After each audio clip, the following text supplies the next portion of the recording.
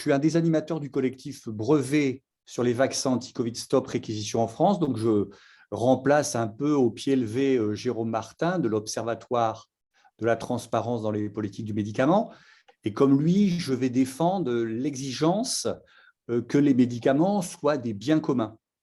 Parce que quand les médicaments sont confiés à l'industrie privée, ils sont pour eux une simple marchandise qui leur procure une rente très importante grâce au système des brevets, un système qui garantit pour 20 ans une exclusivité à son propriétaire, selon les accords ADPIC en français, ou TRIPS en anglais de l'Organisation mondiale du commerce.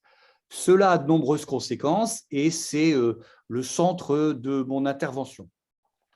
Par exemple, dans ces conséquences, le fait que la recherche est surtout orientée vers les pathologies et vers les marchés solvables. Les prix très hauts qui pillent la sécurité sociale et nos mécanismes de solidarité dans les pays riches, les autres ne pouvant pas payer. Les maladies orphelines, par exemple, ou les peuples du Sud oubliés, on l'a vu avec tout ce qui s'est passé avec la Covid, la vaccination notamment, mais pas seulement. Les pays du Sud combinent les anciennes pathologies, de la place des maladies infectieuses notamment, mais toutes ces maladies dites de civilisation, le diabète, le cancer, et les nouveaux traitements, on va le voir, sont extrêmement chers et privent une bonne partie des peuples du Sud de l'ensemble des traitements. Et puis n'oublions pas aussi que l'opacité qui accompagne les contrats, les négociations de prix, les multiples affaires de santé nourrissent un scepticisme vaccinal et médical. On a vu ses conséquences sur la résistance à la vaccination anti-Covid.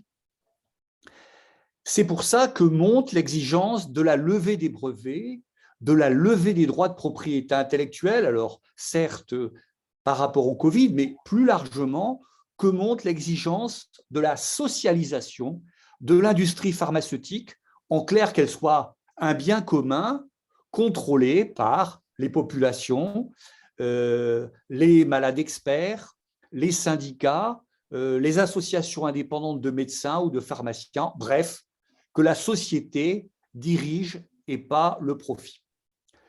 Le marché du médicament représente à peu près 1000 milliards d'euros au niveau mondial, avec un taux de rentabilité parmi les plus hauts du capitalisme, autour de 20%, et un taux qui a explosé avec le Covid.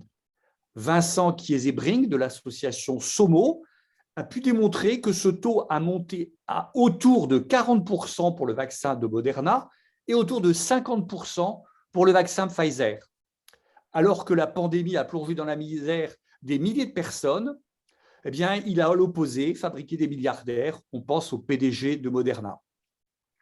Alors, pour justifier les 1000 $ par seconde de profit générés par les vaccins Covid, et plus largement ce fonctionnement privé de l'industrie pharmaceutique, Big Pharma met en avant les frais considérables de sa recherche.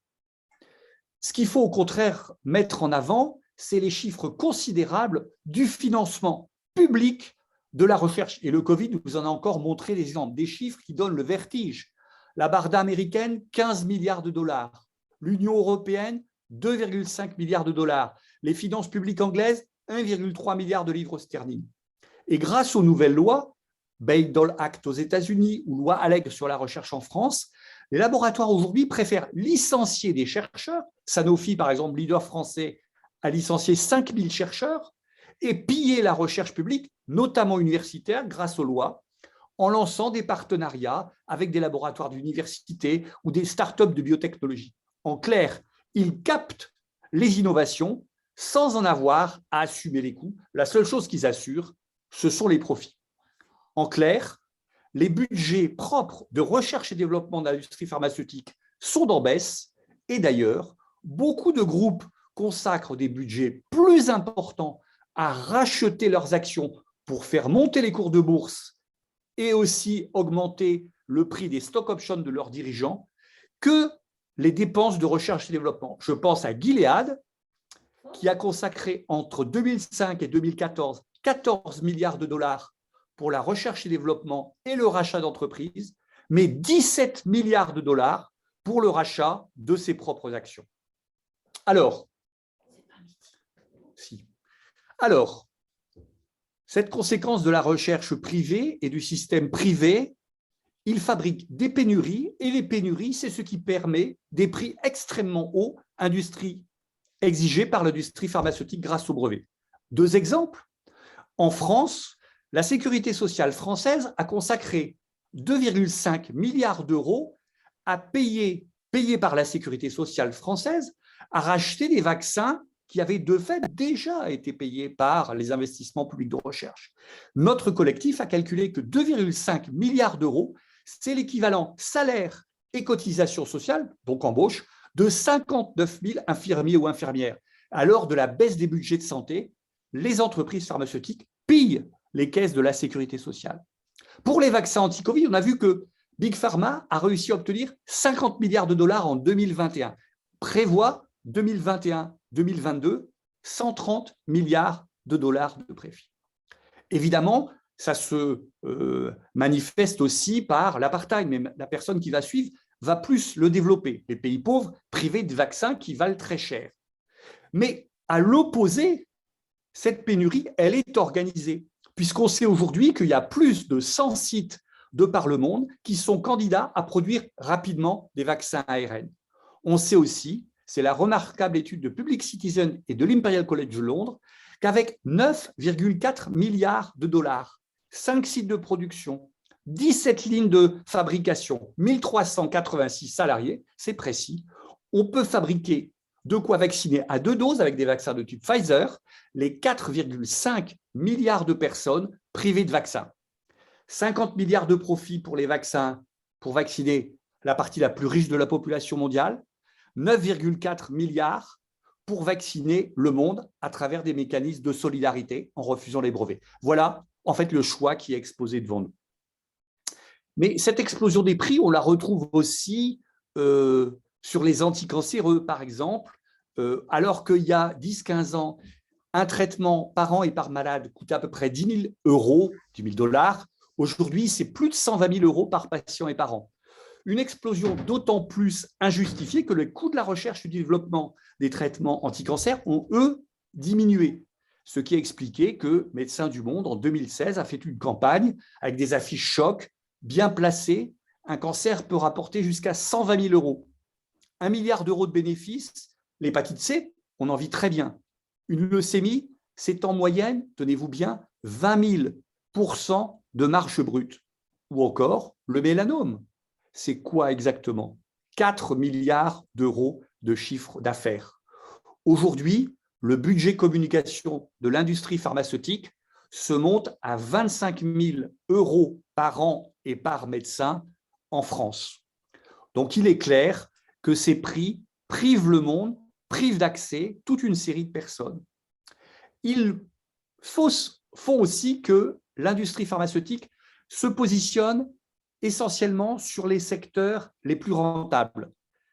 Le livre de Quentin Ravelli, La stratégie de la bactérie, montre que, par exemple, la pristinamycine, c'est un antibiotique très efficace sur les infections dermatologiques, a surtout été positionné par le laboratoire Sanofi dans les infections pulmonaires, où il est beaucoup moins efficace.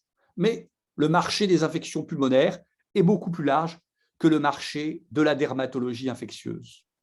Et ça pousse à la recopie à l'infini des mêmes molécules. C'est ce qu'on appelait l'effet MeToo. Moi aussi, je veux en croquer. Ça pousse aussi à la corruption des agences des médicaments, à l'opacité, je l'ai vu, je prendrai un seul exemple. Le Remdesivir de Gilead, encore une fois, un antiviral contre le Covid. Quand Gilead signe avec l'Union européenne un contrat pour l'achat de 500 000 traitements, il sait qu'il a 15 jours entre les résultats de l'étude Solidarity qui lui apprennent que non seulement le Gilead est inefficace, mais en même temps qu'il peut avoir des effets importants, et le moment où cette étude sera rendue publique. Pendant ces 15 jours, Gilead va signer un contrat avec l'Union européenne pour acheter 500 000 traitements. En clair, le Remdesivir, un antiviral inefficace, a rapporté 900 millions de dollars à Gilead. On pourrait citer aussi le Dengvaxia de Sanofi, vendu au Brésil, au Mexique, en Philippines, alors que le vaccin n'était qu'en phase 2 des essais cliniques, que Sanofi créait déjà en France une usine à Neuville-sur-Saône avant même d'avoir les résultats. Or, en 2017, Sanofi a dû reconnaître que les enfants vaccinés contre la dengue de 2 à 5 ans, qui n'avaient jamais eu de contact auparavant avec la dengue, avaient 7 fois et demi plus de risque de faire une forme grave hémorragique de la dengue que les enfants non vaccinés. Les raisons de cette précipitation, il fallait être le premier à mettre le vaccin contre la dengue sur le marché face aux candidats vaccins de Takeda et de Merck. On comprend que cette course au profit nourrisse le scepticisme vaccinal. On pourrait aussi parler des scandales du Mediator ou de la Depakine. J'arrêterai en concluant en disant que ces combats pour la levée des brevets, des droits de propriété intellectuelle, elle n'est pas d'aujourd'hui. Elle était déjà au moment de l'épidémie de sida, les grands procès de Pretoria, quand l'industrie pharmaceutique avouait qu'il préférait ses profits à la lutte anti-VIH en mettant en procès le gouvernement sud-africain qui avait voté en 1999 une loi l'autorisant à importer ou à fabriquer des génériques. La campagne Access Treatment avait montré que le blocage de la fabrication des génériques en Afrique du Sud face au sida, ça avait été 400 000 supplémentaires. L'industrie pharmaceutique avait dû reculer, arrêter ces procès de Pretoria.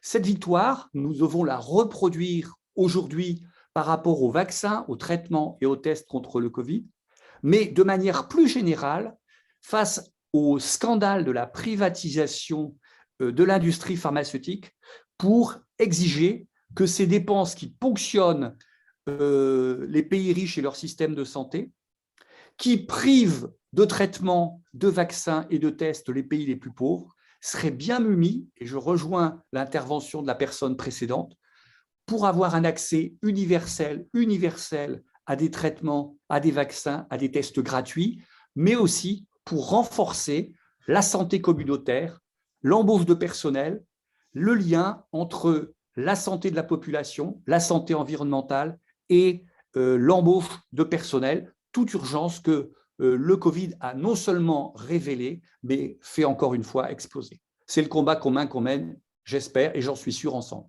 Merci. Et aussi la fiabilité des produits qui sont mis sur le marché d'une certaine façon. Merci Franck. Le Dengvaxia de Sanofi. Bon, mais là, on va passer